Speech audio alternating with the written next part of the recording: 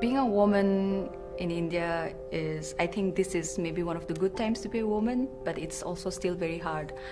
Um, so, as a woman, yes, I mean, maybe many of us hear the news. It's still very, very difficult place.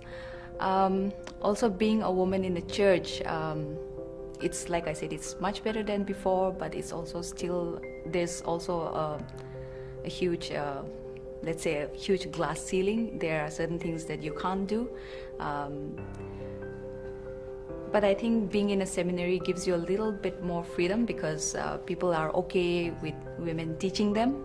Not of course, not 100% of people, but people are okay with teaching, with women teaching them, but they may not be okay with you preaching, but they are okay with you teaching. So that in that way, I think in the academia there is a little more flexibility.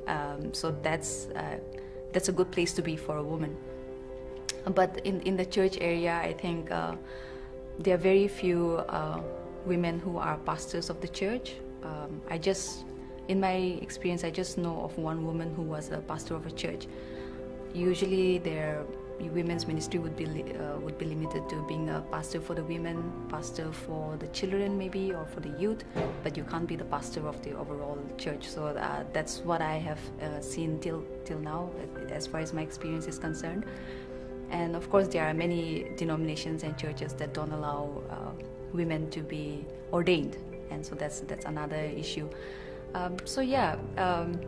It's a good time to be a woman. You can do a lot of things that your predecessors couldn't do, but we still have a long way to go. Yeah.